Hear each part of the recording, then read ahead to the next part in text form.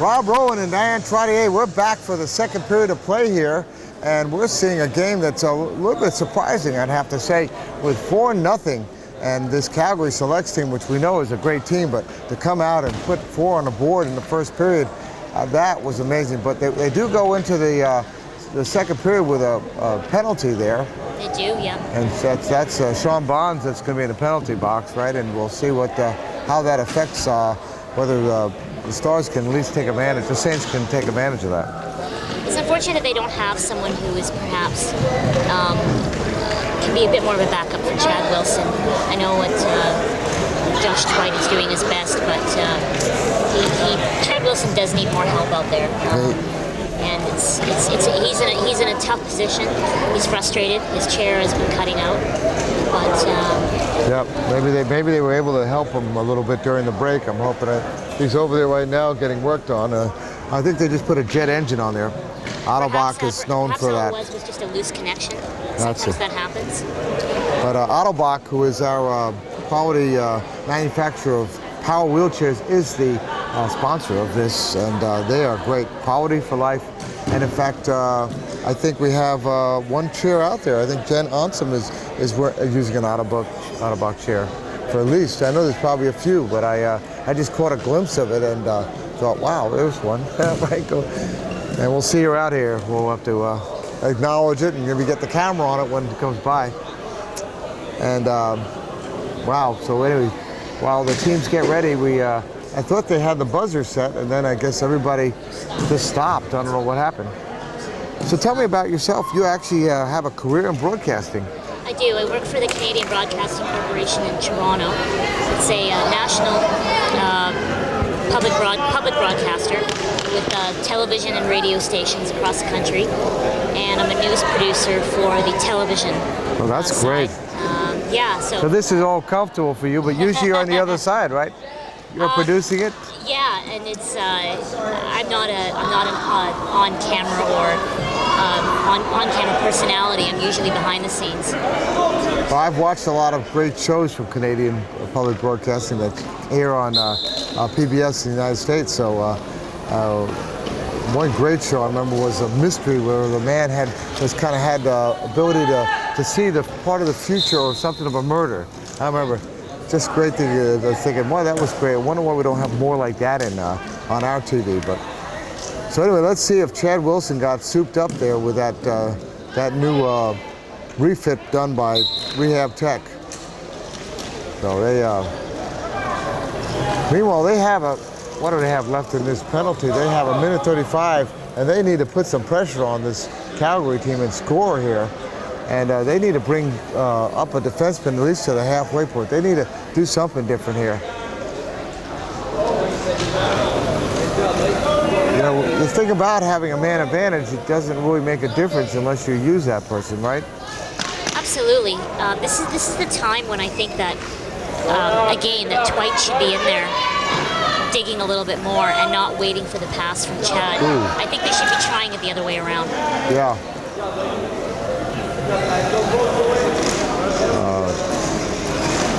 That's Dan Ugley on defense there. Okay, Dwight here against Bedford. They cannot find a way through these red jerseys. Here's Chad, puts the shot up. Oh! That is the first shot we've seen by the Saints in a long time. And Dwight with a shot. Oh! Another one. Oh, they cannot buy a goal. They cannot buy a goal, and here comes Calgary clearing it out of their end. Whoa. Man, that has to be frustrating to have them come that close to hit the bar twice. A goal right now would really put them in the game a little bit, at least give them a sense of oh,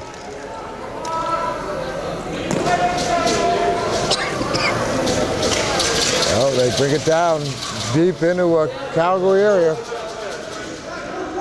Oh! The net got knocked off, and I don't think that was exactly fair because he had a chance of it. Another shot by Wilson. He's talking to, and Mike Falconer clears it out and then over the boards. You know, that was a tough thing because he had a chance there and the net got pushed out of the way. I haven't seen him call a net yet as far as that. Have you seen him in any games where they called moving the net? That's not to be considered delay of game. It's tricky. I mean, sometimes you get a goalie who backs up legitimately because they're trying to prevent a wraparound, and they will often knock the net off accidentally. If it becomes a pattern with the goalie, where they seem to be doing it a lot, then the ref will often warn the goalie and say, you know, cut that out, sort of thing. And I have seen goalies get from time to time delay of game penalties for that. It doesn't happen very often, but it does. Yeah, we saw one game where it happened a lot, so we'll see whether that. But all right, Grosskopf with the ball coming out from behind the end, and Josh White. Oh yeah, see that's what I was talking about. We have Joe Ugley coming in and putting a little more pressure on. White could not get it, but still.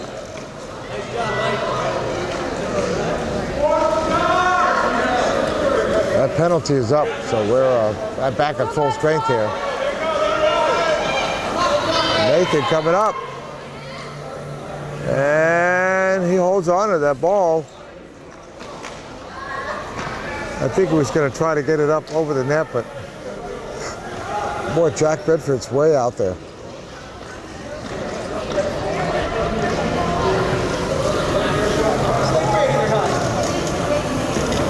It's neat to see people who can operate their chair with their mouth.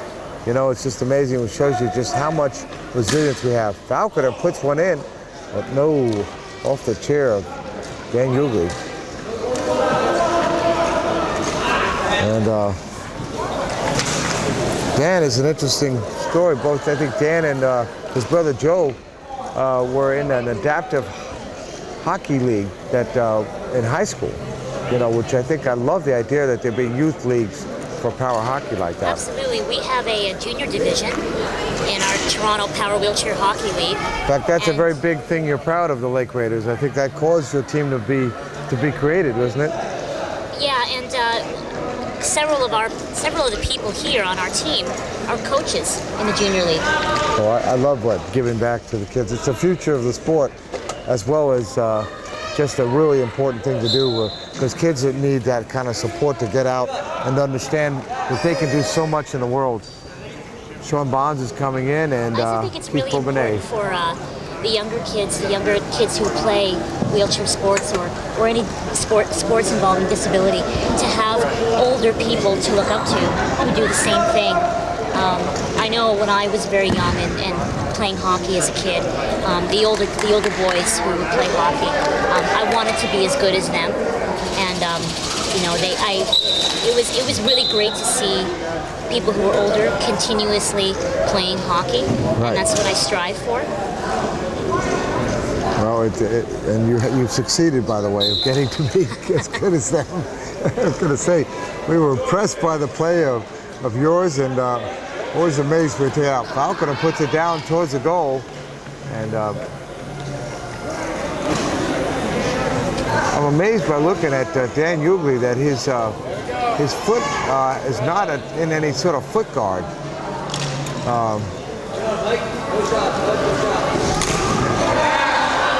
It's actually dragging on the floor a little bit. You know, to me, you know, there's some safety issues that I'm always worried about when I see how these chairs come at each other, of how much someone could get hurt, very badly hurt. Well, there was a flip in the last game, us against the Stars, where Chris Cram flipped over, and I saw that. I was stopping the camera. Scary. It's scary because people do get hurt, and you always hope that never happens. But yeah, it seems to happen at least once a tournament. Well, we see it in power soccer too. It happened a couple of times in that tournament for the Nationals, and it's part of what happens. You have a lot of power coming up, and he tried to pass it to Josh, but he almost put it in his mouth. Let's see if the Saints can rally here. Oh, look at Chad Wilson. Chad Wilson wraps it around and puts it in. And finally, we see some action here in the second period with a 1 goal to come back a little bit. That was a nice little, that maybe give them a little bit of a lift there, because they can easily get another couple of goals. You know, that was Josh Twite digging in the corner, got it to Chad, and Chad was left open. Chad went right around the net and finished it off. Beautifully done. You're on xable.com and you're at the Power Hockey Cup. And I'll tell you what, this is becoming a great thing. Okay, Josh Twite and Falconer. And let's see what Josh can do against Mighty Mike there. Good job, Mike. Way to go. Now, one thing we were spending some time earlier talking about the speed of the chairs, how different chairs are faster.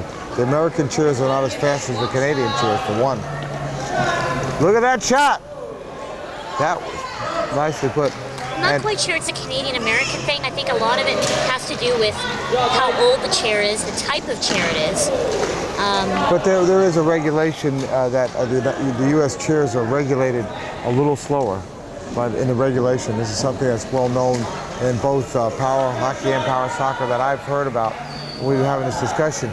I know they, in fact, I mentioned it to Jessie Navarro, who is our logistical support person, and she said, "Oh yeah, it's a big thing." Elio says the Canadian, chairs about a mile an hour faster. So it's curious. For safety, Sean Bonds coming in. Oh, he did not have.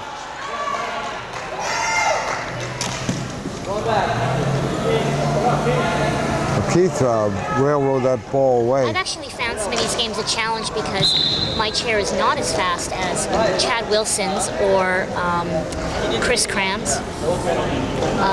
So my chair does not go as fast as theirs. So that is in fact,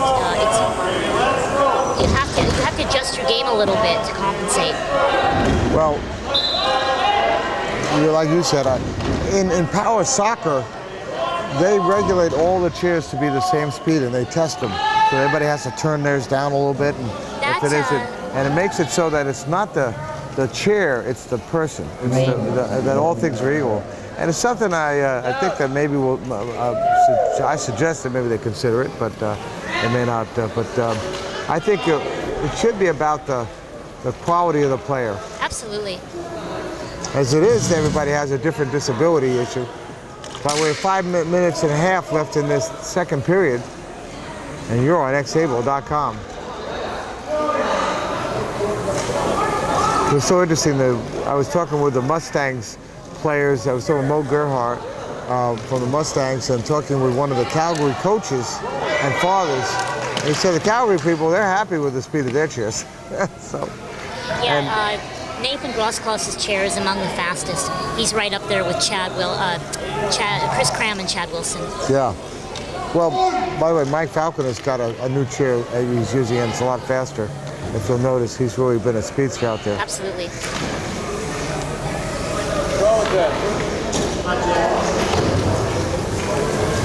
But it's one of those things. Each sport has its issues and its positives and things, and they're always evolving. And we'll see what down the road, what changes happen. It's such a great sport.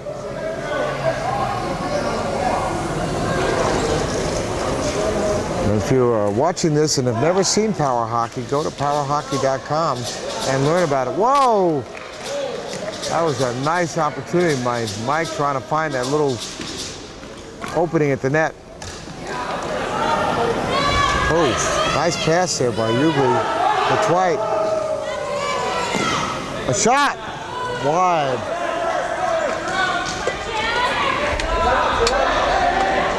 Chad looking for another goal.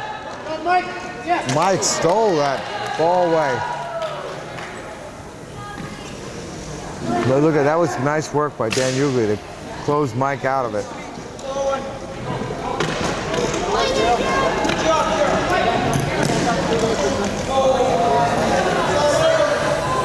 We have 3 minutes and 40 seconds left in the second period. Finally, his chair has died. It's a really, really, really tough break for Chad Wilson.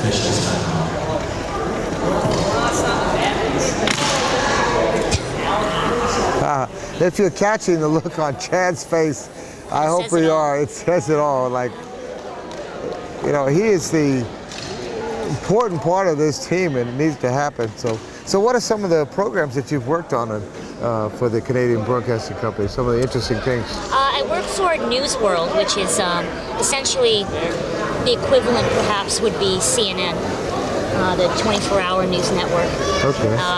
Hourly newscasts every hour from the period of time I work on is from 10 a.m. to 4 p.m. Monday to Friday. Wow, that's a little happens during the day, doesn't it? So Oh, it certainly does. Yeah. And I think the United States keeps you guys busy with our fun stuff that we get into. Absolutely. So, do you cover like the sports and the whole gamut of things? It's not just news, but also kind of be sports news, or is that left to someone else? The sports news that we would do would be perhaps, we did a lot of stuff leading up to the Olympics, for example. Yeah, I would think that. Because the broadcaster I work for is the broadcaster airing the Olympics. I believe here it's NBC. Yeah. Yeah, who's not going to do a whole lot about the Paralympics, so don't get me started about that. Yeah, it's unfortunate the Paralympics does not get as much play as it should. No. Nathan Grothbrock with an opportunity here, puts it out in front, but nobody's there. No, it's interesting, this great opportunity to be covered, and if they do cover it, it'll be a 1-hour special with all the feel-good stories and none of the content of the real athleticism. You have some quad rugby, the U.S.-Canada matchup, and New Zealand. Great story there.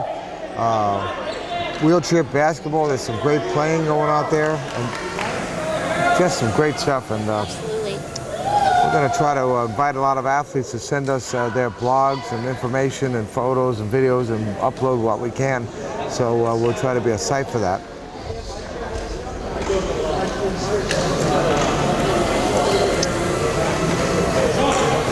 There we go. Showing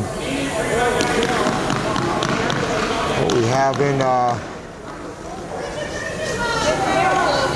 number 7 came in for Calgary, who I hadn't seen before. Doucette? Is that who that is? That is. I don't have him listed. Gerald Doucette, number 87. Been playing for 14 years.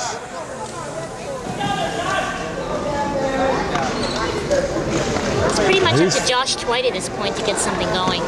Yes. With Chad out of the mix. Well, they're working on Chad. They're working on him, putting him in another chair, it looks like. With 1 minute, 35 seconds left. Gerald Doucette really wanting that puck. This is the opportunity, it feels like.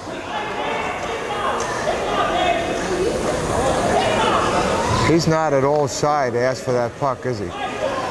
Certainly not. Nathan.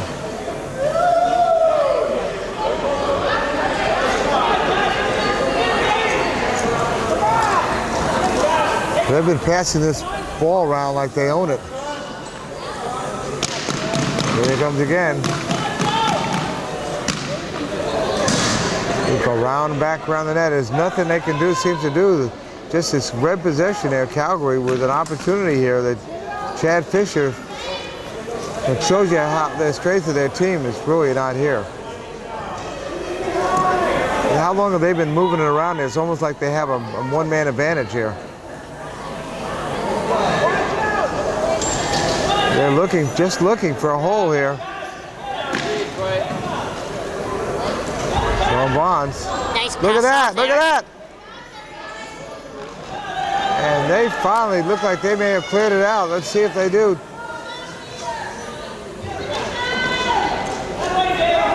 About 14 seconds left. And out in front, and it's a little wide, and I think they're going to, unless they make a shot right now, it's going to be over. And a shot. Wow, 4-1. End of the second period, Diane. I think we're kind of seeing a little bit of the frustration of this Saints team without having Chad with a good chair and just the dominance of this Calgary team. It's a real blow for them to lose Chad. Yeah. It pretty much makes this uphill battle even harder. Yeah, it is. We'll be right back. You're on xable.com.